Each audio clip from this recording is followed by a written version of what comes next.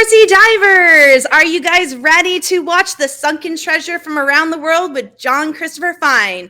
We're going to go ahead and start the presentation, but we got a house full of people here. Everyone say hello. Woo! It's always great to have in-person presentations, so make sure the next one that you're here and that you come and see the presentation live. All right, John, take it away. Who hasn't thrilled to the shrill cry of Captain Flint, Long John Silver's parrot. Pieces of eight, pieces of eight. Very pirate root. Treasure. When Mel Fisher found 3,500 gold coins on the 1715 fleet, among the first dives, he was thrilled.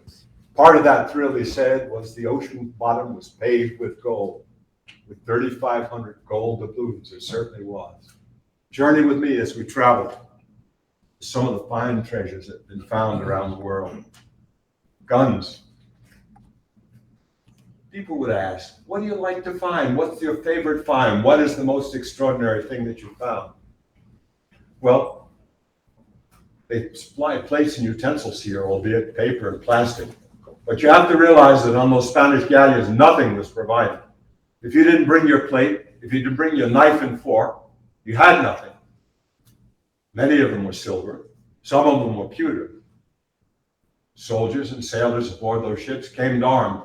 Their personal armament didn't belong to the crown. Many of these were commercial sailing vessels. They did not belong to the crown. They were under charter, protected by an aviso, which was a courier ship, and by galleons, royal ships sent to protect the convoys heading back to Spain. You recognize that, certainly. It's a little gun, probably something used to signal the hour aboard ship. A functional little cabin. Where was it found? Just among a mass of rubble, brought up from the sea. No determined origin. Could it have graced the captain's desk? Perhaps it did at one time. You know what that is? Can you recognize it? Well, iron deteriorates. It just rusts away in the ocean. But what's left is the sword hilt and brass and the sword guard. Buttons. These buttons were found from the 1792 Holocaust in Fort Royal, Jamaica. A friend of mine, Bob Marks, excavated that. June 7th, 1792. That city was washed into the ocean. Perhaps it was the Sodom and Gomorrah of the day, but it's where the pirates came to take all manner of pleasure that existed there.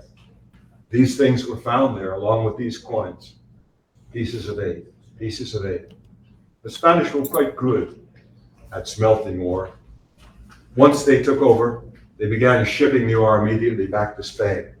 It was 1519 when Cortes made the first voyage into the Americas.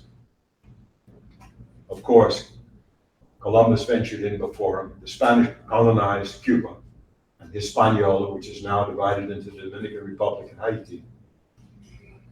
But in 1519, Cortes set about conquering the Aztecs. And with that, he said to Montezuma, we Spanish have a disease that can only be cured with gold. And gold they found. They melted it down. They enslaved the Indians, the indigenous people, and they caused them to make these bars of silver. Watches. The iron parts long since rusted away, found among the wreckage of ships. Guns and treasure, lumps of coins, silver, meted together after years underwater. The clay pipe. Bob Marks did a monograph on clay pipes. He's able to determine where they were made, what the origin was. Very few clay pipes do you find intact. I've never found a clay pipe intact in the ocean, never. They've been broken off. As it became bitter, the smoke would break off a piece and throw it away. I found many bowls, many broken pipes, many stems of pipes, never any intact ones. Some divers have been very lucky to find them. That's what I say I'd like to find. A spoon, a knife with the initials on it. I can go to the manifest of that ship and say, 350 years ago, this man used this utensil to cut his food and eat his dinner on shipboard. His initials on the silver spoon. There they are. Odd to think, isn't it? When you take a voyage at sea, if you've taken a cruise or you go somewhere, you bring everything that you think you're going to need. But in olden times, they brought everything. As they came to settle, when they came from the New World to go back to Spain with their riches and all of their possessions. Can you recognize what that is? Any black powder shooters among you? The butt plate of a pistol. Wood long since rotted away, and that's all we found. Odds and ends from life aboard ship. Forks, navigational dividers, nothing has changed in the way navigational dividers are used now or then. The tips were made of iron, pointed bits of iron. They're gone, rusted away in the sea, but the navigational dividers work still. Pewter cups, silver plates, and there's Bob Marks. What a rascal. I first got to know Bob Marks when we were both working for the Argosy magazine in New York. I worked for all of the men's magazines, including most of the Playboy publications. You could always recognize my stories. The people in my pictures wore clothes. Bob was a bit of a rascal, but we got along very well. He didn't get along with everybody very well. He was thrown out of the Bahamas when he found the Maravilla and began excavating it, not only because he was bringing the treasure back to the U.S. and hiding it on the Bahamian authorities, but because he cursed the Prime Minister of the Bahamas, which is not something to endear him to the local authorities. But here he is with my friend David Foster, who owns American Underwater Contractors, and we stuck a cigar in the pig just to tease Bob. Bob's gone now. He had a heart condition that lasted over many, many, many years. The coins are very telling. Charles V became the Holy Roman Emperor. Most of Europe was in the hands of the Spanish royalty at that time. Burgundy, Tyrol, Flanders, the North Country, Spain, Portugal. What you see in these coins describes conquest of the Americas. Those two pillars are the pillars of Hercules. The motto, plus ultra in Latin. There's more beyond. There's more beyond the pillars of Hercules, beyond the ocean waves. Don't forget, in those days, many people held to the premise that the earth was flat. They didn't go beyond Gibraltar and North Africa. Those are the pillars of Hercules, leaving the Mediterranean Sea, going out into the ocean realm. Beyond the pillars of Hercules, the Spanish, more beyond. The date of the coin, 684. The mint marks, a piece of 8. There were 930 silver on the scale of 1,000. American, we use carats, but it's not descriptive enough. 930 silver. Sterling silver is 925. So in those days, Spanish silver coins was used as the coin of the realm, used by every country. It was considered pure. There came a time when the king devalued the coins and had less silver in the coins, but they went back to that standard.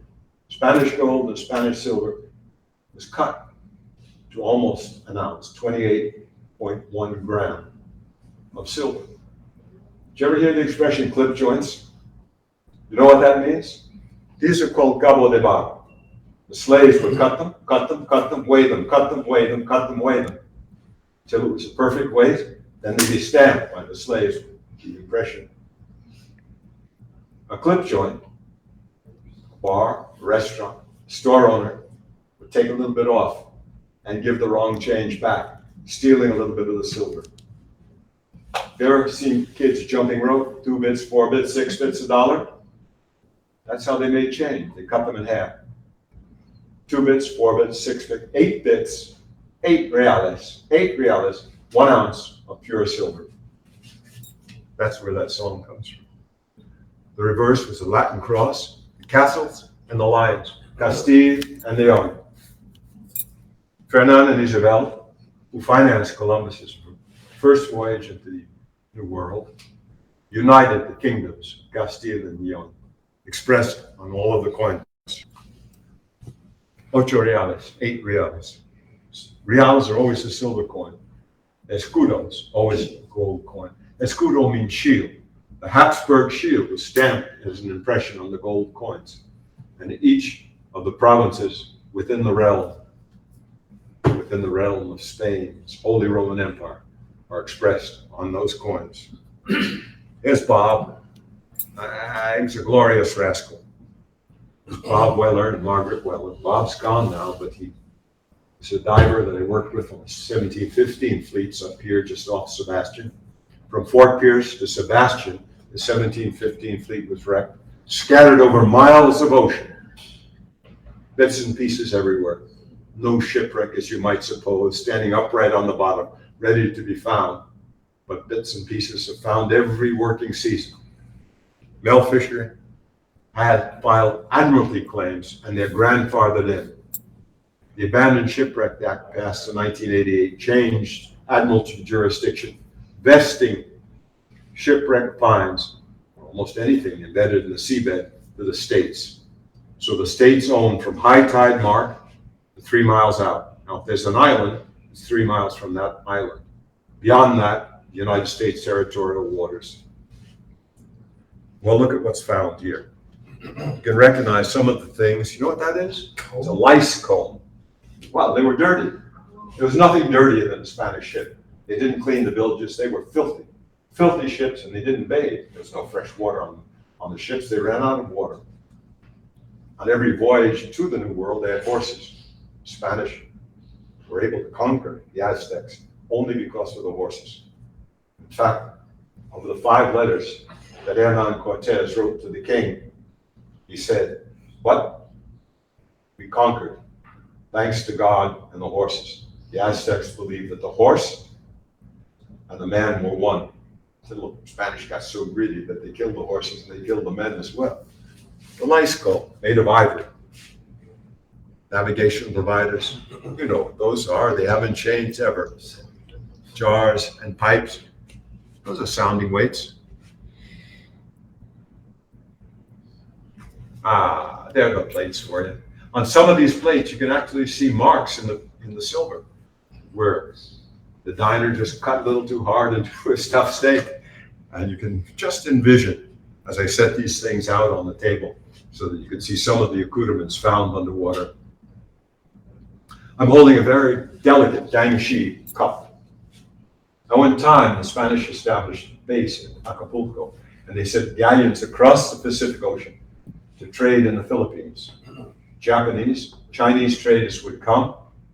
All of that work gold was made in China. It wasn't made by Native Americans in the indigenous areas that the Spanish conquered. They took the bullion across, traded in the Philippines. They brought back tea, they brought back silk, they brought back these beautiful Hangshi cups. Can you imagine 350 years under the sea after being wrecked in a hurricane for a cup like that to be intact? Extremely rare. You'll find many, many, many small little bits and pieces, and very often they're made into jewelry that people like to wear. Just little tiny chunks. Not you recognize, probably a butter knife. Lord knows, but there's no point cleaning something to the point where all you have is a rusted hunk of metal. Might as well just leave it there, put it in a museum. And that's where that one is. If there are cooks among you, and you like to make tortillas, you recognize these metate. Nothing has changed in the metate. If you visited any of the countries in Latin America, you can still see people using a metate, grinding their corn. Some of them have 3 legs, some of them have 4 legs. We found these quite often underwater. They're on the ship. They'd use them to grind the corn, an oil lamp, and the Spanish jars. Spanish jars akin to the Roman jars that I used to find in the Mediterranean, diving off the coast of France and Spain. They like to drink. You know where the expression "caught red-handed" comes from? Who knows? Anybody know? Well, there were a lot of smugglers in those days. The Spanish charged 20%, royal fifth, to convoy back bullion. It was tax. Well, folks will file their income tax returns, I'm sure, this year. And many people like to cheat the IRS. They love to cheat the Spanish government in those days. So they'd hide contraband, undeclared gold and silver. Where would they hide it? Often the bottom of the wine barrel. Wine is red. Somebody reach in, try and steal it, and they'd be caught because the wine was staying in their hands. Caught red-handed, that's the expression. Well, of course they like to drink. Until Bob Marks found hundreds of those onion bottles in Port Royal, Jamaica. They were worth $3,500 each. Now they're still quite costly if you find one intact. It's hard to find bottles intact on old shipwreck sites, but if you find one intact, it's still a beautiful find and very valuable. That's Bob Weller. Forever teasing him I was. He lost his kidneys, he was required to take dialysis. And when he come back from certainly peritoneal dialysis, he was knocked for a loop. So he came in and said, Johnny, before we have dinner, I'm just gonna take a little nap.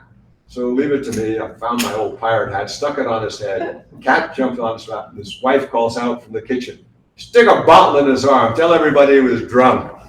Well, that's what we did. That's the late Bob Weller, the dean of treasure divers. And of course, here's a little pirate with a lot of loot. Some of you recognize her. And there's a big pirate. Some of you might recognize him as well. And there's some of the stuff that you find underwater. As a kid, I used to take cannonballs. Now I won't take any iron of any kind whatsoever. Not only couldn't I get the stains off my hand, I used to hide them in my uncle's yard. I'd come back the next year, all the cannonballs would be just a mass of scrap. Why? Salt. Salt crystallizes and causes iron objects just kind of explode. That's why when you drive down the Keys, you see all these cannons and anchors all over the place. They're deteriorating. Better just to leave them where they are than to pull them out, just put them on the side of the road, because they don't last. It takes about a year and a half, 2.5 years, just to have a cannon stabilized with a reverse electrolytic valve. Cannonballs, a year, 2 years, these have been all treated. If not, it will just explode. You'll see it later on. Some of the guns, some of the swords, some of the pieces of guns from the old flintlocks. The flintlock up close. It's fun to find this kind of stuff. Much more fun than the coins. There's our little team. That's Chris, who found some of the gold jewelry that we call the Queen's Jewels, that you might see a little later on, diving off the 1715 fleet. Somebody here is from Vero. Wow, from Vero up there. Wow, that's where the treasure is, just off the beach. 8 feet of water. It's not clear up there. You'd think it's as clear as it is here, but it's not. Certainly not. The St. Lucie Inlet comes in, all the effluent comes out into the ocean. And that's what it looks like. My new book, Hunt for Gold, will be out this summer. And the editor said, don't you have a clearer picture? We can't see anything here. That's the way it looked. That's what you see. That's what you see. And my camera is pushed right up against the bottom as we're detecting for coins up there at the 1715 fleet. One of the anchors from the 1715 fleet up there. And here are the Queen's Jewels. Holy smokes. Chris found a gold brooch. Chris never did what Bob told him to do. Never. He would jump in the water with a tank and go anywhere he wants. Well, you can't come back the next day and search the same place twice, 3 times. Bob wanted to be methodical. He wanted to draw a map. He wanted to know where everybody was. Not Chris. What did he find when he did that? He found a gold brooch. He stuck it in his VC, swam back to the boat, looks up and said, look what I found. I found a gold brooch. He reached into his VC, but he had a hole in the pocket. The thing fell out. The whole team went in. Gold brooch was found. Another gold brooch was found. 2 earrings. That's Bob. That's Margaret. Me. Chris. The Queen's Jewels, studded with blue, white diamonds. The stone's never been found. Still there, somewhere. Where, I don't know. One day I'd like to find it, though. These earrings were found about 150 yards apart. First, one earring, and then, miraculously, the second earring. The stuff treasure's made of. That's before it was cleaned. After it was cleaned. If you'll ever see a picture of Queen Isabella, you'll see what she's wearing. A belt made of gold, identical to this. And this is the chain. Bob was diving. Finally, he gets a hit. He reaches down, he starts pulling something out. He doesn't know what it is. He keeps pulling until he gets about 11 feet of gold chain. Extraordinary. A splash of gold. This is contraband. This is the stuff that, if caught, a merchant would get 10 years as a galley slave, and all of his property would be confiscated. 10 years as a galley slave was impossible to survive. Remember that in those days, the Spanish also had oar-powered ships. As a galley slave chained to the oar in warfare, life was very harsh, and they couldn't live 2 years. So it was a sentence of death. But nevertheless, to save the royal fifth, 20% tax, they would smuggle this contraband. Some of the shipwrecks salvaged by the Spanish at the time had more contraband than it had declared treasure before. They were taking an awful chance. An assemblage of treasure.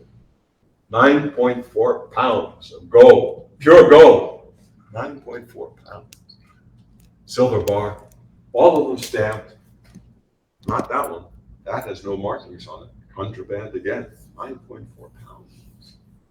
At today's gold prices, that's quite a bundle. Whoa. The escudos, rings, they're not high carat rings. The Spanish rings were about 11 carats. It's no great thing, but Bob found a bunch of rings, and one of them he gave to his wife, Margaret, as an engagement. She wears it to this day. Now, you've heard of the wreck of the Concepcion, lost off the Dominican Republic, just north in the growlers. Concepcion got off course, went into the growlers. Bert Weber followed in Governor Phipps's footsteps, and he rediscovered the Concepcion with a lot of treasure. But to mount that expedition, he needed a big ship, he needed a big crew, he needed expensive equipment, very expensive equipment. Magnetometers, a ship that could support his crew on site. Trouble was, he said, Bert, get it out of the U.S. Get it out of the U.S. No, he didn't. Somebody ratted him out, one of his rivals, hoping to get to the Concepcion before him. And they found an EPA violation. So Bert had to cut the bottom out of the ship. That's Miriam. I said, go in there so they can see the size of the hole. She said, no, it smelled. Of course, it's right underneath where the effluent from the sewage came out of the ship. And it's in dry dock. And it took months to get that thing fixed and certified so it could go out to sea again.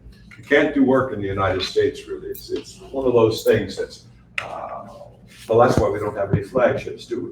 We don't build ships, we don't have flagships, simply because of the Taylor Act that makes it possible for a sailor injured on shipboard to libel a ship, hold it up, and the ship can't go anywhere. So where did they take their crews? They flagged them in Bermuda, Liberia, Panama, where the laws are not as stringent. That's what you need if you're going offshore and you're going to pick up treasure. They're pirates. They're pirates today, as they were in the olden days. These pirates are more sophisticated. Bert had photos, aerial photos taken to find the Concepcion wreckage. There's a magnetometer. We're testing it in the Keys. Whoa, in Tavernier. The thing of it is, that's a very expensive piece of equipment that Bert developed with geometrics. $24,000 for the head, $24,000 for the testing device there. So it's not something any of us could really afford if we're working on a project alone. How to have sophisticated investors that are willing to front the dough. But that's what you find. With a little luck, a lot of research, and a lot of fun. I had a great deal of fun diving on the shipwrecks of Napoleon's lost fleet. 1798, Napoleon mounted 400 ships in the port of Toulon. It was the biggest naval expedition ever at the time, and even in today's time. 400 ships. But he put ships aboard with scientists of the day, savants, wise men. He even had aerial balloons, hydrostatic balloons, hydrogen-making equipment aboard his ships. He set sail in the Mediterranean. He was tracked by Lord Nelson. Napoleon landed on Malta and he sacked the Knights Templar. Yeah, he invaded Malta. took everything that he could, except the silver gates of the Knights Templars enclosure. They painted them black. No, nobody wants black iron gate, do they? So that was left, and they retained their silver gates. But Napoleon took everything else. Lord Nelson didn't catch him. Luckily, because he would have been defeated at sea. Napoleon's fleet was stronger, bigger, better fortified than Lord Nelson's ships. But they ended up here in Aboukir Bay. See that little fish hook? Now you can see it from an aerial. Alexandria Harbor was a mess in 1798. Admiral Villiers decided not to go into Alexandria Harbor, but to go further along the coast and anchor here in this perfect bay in this fish hook, Aboukir Bay. And that's what he did. So confident was Admiral Villiers that he anchored. He took the guns off one side of the ship, and he began refitting his ship, painting it. Nelson figured, well, there's got to be room. He got wind of where the fleet was, and he attacked on both sides of the fleet. Shore side, because he knew that French ships had a swing at anchor, so they had to leave some room between the coast and their ships, and from the sea. Now, this map was given to the museum in Alexandria by Prince Napoleon, a direct descendant of Napoleon Bonaparte. Well, Napoleon was 5'6". Prince Napoleon was just a little taller than I am, a friend of mine. We worked together in Paris, and he had this hand-drawn map of every hour of battle during the Battle of Aboukir Bay, where Nelson's ships, yellow, came on both sides of the French fleet. Bleu, blanc, rouge, red, white, and blue, and he fired, defeating the entire fleet, leaving Napoleon stranded for 1 year. 1 year in Egypt. Lord Nelson was shot in the head, bullet ripped off a chunk of flesh. He thought he was dying. The doctors thought he was dying. He refused help. He didn't die, but it took him a year to recover. It took a year for Napoleon to get out. There you are. French fleet. Napoleon. What a triumph. Oh, but they were beaten badly. These are the hydrostatic balloons. I show it to you because I was diving on the Patriote, a French ship, civilian ship, but that carried all the scientific instrumentation. And I found 6-sided tiles. They were stamped, and I found that those tiles were made in Marseille. Those were the tiles that were used to make the oven for the hydrogen. And these are the aerostats that Napoleon wanted to bring but couldn't bring because that ship wrecked at the mouth of Alexandria Harbor, so that he could have observation balloons. Pretty rough there. Very, very rough at one time. We couldn't tell the expedition, you know, they were French, it's hard to tell them what to do, or even to suggest what to do. So they went, and many days we just couldn't dive. If you ever died in Alexandria Harbor, you realize that they have no sewage treatment. It's just pumped right out to the sea. So it was pretty disgusting. I dived through 10 feet of water. You couldn't see anything. This was the sewage. Once you get beyond 10 feet, then you can see because the sewage floats up to the top. Awful. Egypt's a very interesting country, fascinating country. These things that you see are leftovers from Roman and Greek occupation. Astounding, extraordinary. Certainly what the French didn't steal and put in the museums, the British took, but there are many, many, many treasures left. The Roman Rite, here in Alexandria. Now this little thing, that's pre-accident picture.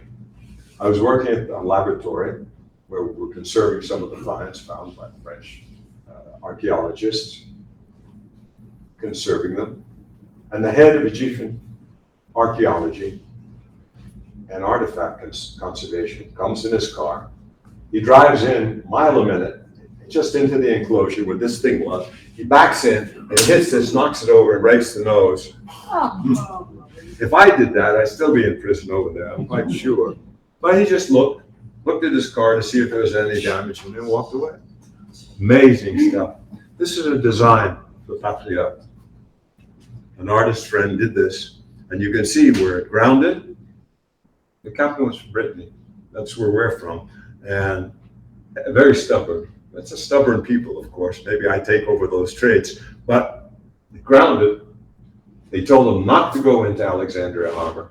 He said, well, that ship's going in, but that ship he followed had a shallow draft, and the ship struck. He couldn't get it off. It began to deteriorate. And this is where we were diving. This is where we found those things that I've described. I had to work closely with the Egyptian Navy divers. Here's our team working in, lifting the cannon from some of the shipwrecks, bringing up with lift bags. If you use lift bags, you have to be very careful. Don't get under them, certainly. So many times have they broken off, even when I've been as careful as I can to rig them. You can't rig as well underwater as you can on land, so never get under them. And never let your stuff get tangled around any of these things that go up, just as a matter of precaution. I tell you that from experience, not wanting anybody to have any accidents with lifting that cannon. You wouldn't want that to fall on you. That cannon was brought up, was treated in a reverse electrolytic bath. The object becomes the anode. You want to do it yourself. Don't throw away those charges that you have for your phones or your televisions, your Sony players, whatever you have. You have many of them. It provides just the right amount of electricity. You have a grid, put the object in, it's a metal object, and the object becomes the anode. You have a grate there, like a screen, a thick iron screen. You put it on the bottom, that becomes the cathode, and you've got to watch it, but it just draws off electrolytically the corrosion. There's the cannon as it came up. There's the cannon as it is now outside the Alexandria Museum. If you go there, it's a wonderful museum. But the disgusting thing is that beautiful book of the drawings of the battle, hour by hour, they had it in just a case. No climate control, no preservation, and of course it's deteriorating. Last time I saw it was in a mess. But there's the cannon. And the cannonballs, before and after. EDF, Electricité de France, sent a technician, and this is what we have to do to preserve some of those iron artifacts. It's a gigantic reverse electrolytic bath. What do you think that is? Sword. Chair. And since it's a lion, we got to figure it's English. English from the Babukir Bay. Navigational dividers that we found. And this, provenance. That's the key in any shipwreck discovery, provenance. What is it? What ship is this? Is it the ship that you're looking for? That's the rudder pintle. Bronze. Le Dauphin Royal. The Royal Dauphin. The Dauphin Royal. That ship was called the Lorient. French Revolution. No more royalty. They renamed the French ships. So Lorient, the Admiral's flagship, was the former Dauphin Royal. Provenance. That's the ship we're diving on. And that's some of the stuff found. Compass, everything else is gone. That's a Gunter's scale. Navigational dividers. But as I said before, the tips are usually iron. They rust away and they're gone. Buttons. They're cute. I like them. And canister. Imagine being on the deck of a ship and having this fired across at you. Ooh. Well, I do a lot in connection with the Civil War, and I've seen so many of these things. Projectiles fired. What devastation. There's another one of those little cannons. This one found on the French fleet. Did they signal the hour? Usually they had a bell, and they would bell. But often they'd signal with a tiny little cannon like this. And there are the conservators with some of the coins found. Some of the coins had the French Revolution markings on them. L'an 1. L'an, year 1 of the French Revolution. 1 year after the French Revolution, because all of the coins were changed. There you are. That's that bath that I'm telling you about with the technician putting the coins in there if you're rough with coins, as a kid, I used to take the coin, put it in aluminum foil, stick it in hydrochloric acid, wait till it was done, and pull it out. But I ruined the coin. It would be nice and shiny. As a kid, I liked nice and shiny things, but I ruined the numismatic value of the coin. That's what you do with coins, to kind of get them clean, get them beautiful, but without destroying them. There you are. It wasn't until 1732 that the Spanish brought a screw press to the New World.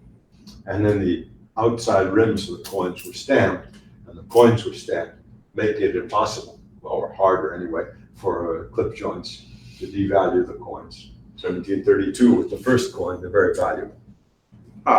He knew I had a secret pocket in my bathing suit to conceal the coins, I'm sure. There you are, Beauty of Alexandria. Mel Fisher's a legend, of course. Great guy. I was just down for a memorial service for Pat Klein, not too long ago, 2 weeks ago, in Key West. Made a quick trip down, a quick trip back. And I saw his family, his kids, and some of the divers that I was diving with. A cute story about Mel's chain. He was a great salesman. Anybody that went to meet him in the museum, he put his arms around them, put that gold chain around them. Now, gold jewelry was not taxed. The Spanish would simply say, I came with this, I'm bringing it back. My wife's earrings, my wife's gold, my chain. Each one of these links is 1 pure ounce of gold. So they didn't pay tax on it. Mel found this chain on the Atosha, and he put it around tourists. Well, things were dull, and I'm making a movie there. I said, Mel, this is going kind of slow. He said, well, why don't you take some of the treasure out? Here, take this chain, and then, you film it. Go, well, I'll give you a vote. That's what we did. We took this chain, each link 1 ounce of pure gold, and we went around the bay in Key West. Now, Key West harbors a lot of pirates, certainly. A lot of fugitives as well, but certainly there are a lot of pirates there. So, scenario is simple for my film. I did a motion picture for TV. I had a diver, told him to take the chain down, bury it in the sand. Let's wait for the sand to clear. I'm going to be here with my camera, and I had a big motion picture camera that's 39 pounds negatively buoyant. You go away.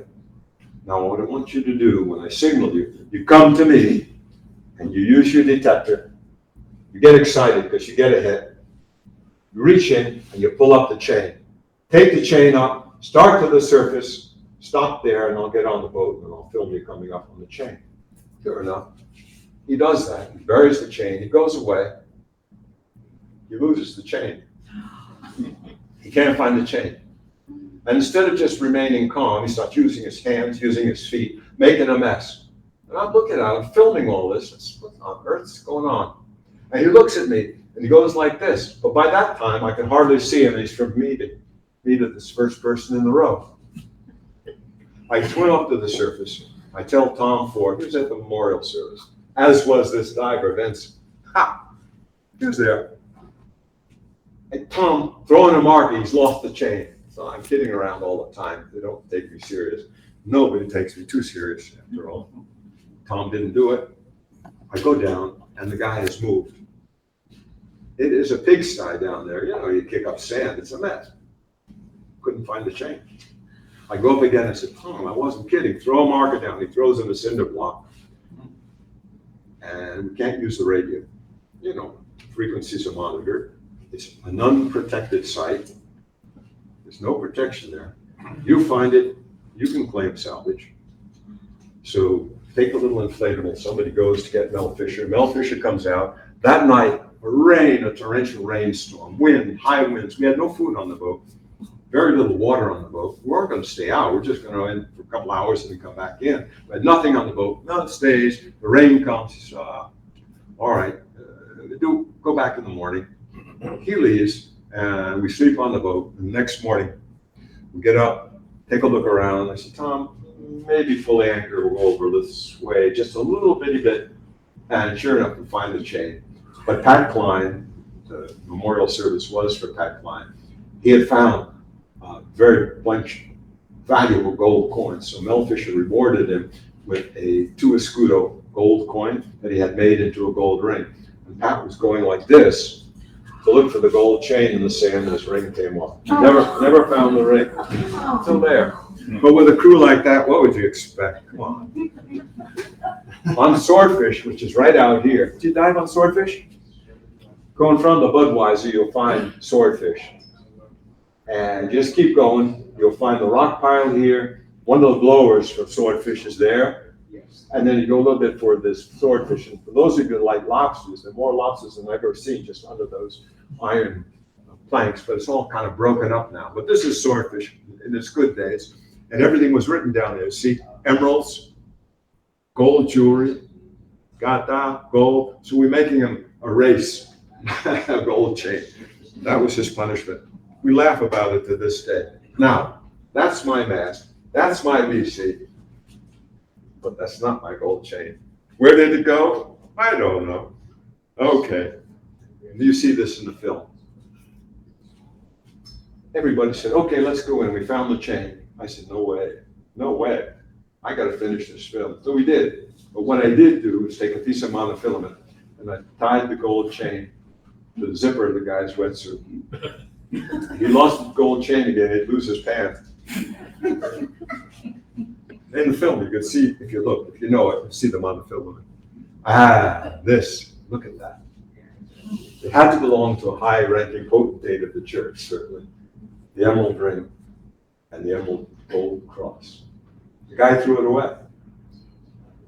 A diver was just about out of air. He was using his detector, going around a hole that was dug by one of the blowers. He gets a hit, pulls this thing out, thinks it's a fisherman's old sardine can. He throws it away. All of a sudden, the lid opens, and in the sunlight, he sees the gold cross glittering. Recently, Mel Fisher sold that for, Mel Fisher's organization, sold that for $750,000. The initials, LAB or BAL, they don't appear on any of the manifests.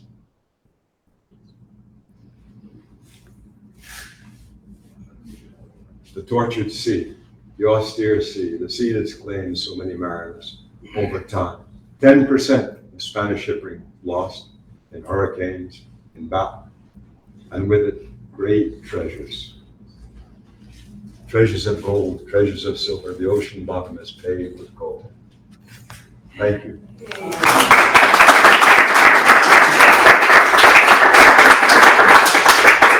But don't go away, because I brought you some stuff to see. If you guys have any questions, that's the time to ask. And he's got some things to show you, and also tell him about your books that you have. I will. Okay. Guys at home, if you have any questions, type them in. What did you do with the brooches? They've been sold. They've been auctioned off. Yeah, unfortunately, I guess the pressure to make money is greater than the pressure to keep them and save them as a museum exhibit. For the longest time, they're on exhibit. You store, bring coins up, or Yeah. to bury them deeper. Oh, yes, they do. With every storm, with every nor'easter, detectors go to the beaches of Fort Pierce. There's good stuff on all of those beaches after every storm. Yeah, washes them up, breaks them up. Emeralds were found. Now, what Cortes said, no, the most valuable gemstone, I say in parenthesis, is jade. Jadeite jade. Jadeite jade, real jade, exists only in 2 places in the world. Kazakhstan, and the Chinese have now bulldozed most of that jade. They've used bulldozers. They've taken most of it, and in Guatemala. I've done a lot of work with jade in Guatemala, a lot of exploration. Most recently, a biosphere, an entire mountain protected as an international biosphere, was destroyed by racketeers. Chinese gangsters in league with the corrupt government. The president of Guatemala was arrested. The vice president of Guatemala was arrested. The vice president of Guatemala's son came in a helicopter to take out a rock. That rock of emeralds was valued at least $1 million. What a racket. And they destroyed the biosphere. They sent police in to tear gas 500 people, including a little kindergarten school, of a village that protested this thievery. So jade, the most valuable gemstone in the world, was rejected by Cortes. Montezuma sent him a necklace of jade by messenger. It was given to Hernan Cortes. He took it in his hand, he threw it at the messenger. The messenger brought it back to Montezuma, who remarked, "Thank goodness they don't want our chalchutes, jade. What they did want were emeralds, beryl, crystals of emeralds. An emerald, if it's more than 10 carats, it's $10,000 a carat. Look at the fire. Look at the fixture. See the fissures? See the color? See the emerald? You'll take this in your hand. You'll do it yourself. You can do it with my light. You can do it with yours."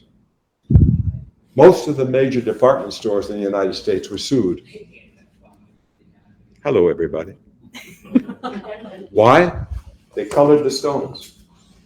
They put them in a pot under pressure, and they could buy any color that they want, and they colored them. And they fracture filled them with something known as merc oil. So what you see when you go to a department store, very often, that beautiful green jade stone is a fracture filled, there are fissures in here, you can fill it under pressure, and colored stone. These are not. Certainly, on the Moll scale, Frédéric Moll devised a scale. Talcum powder is 0, a diamond is 10, an emerald, a crystal, a beryl, it is about 6, 5, 7. It's not a very, very hard stone. It's a brittle stone. Jade is very brittle. You can take your own lights and you look at the crystals. Those of you in the back, you're going to have to do it yourselves. You can come up here and do it. I got long legs, so I can chase you down the street after my own. But you see the crystal of emerald? Now, on an emerald like this, 40% would be lost. This is how we found them. This is how the Spanish found them.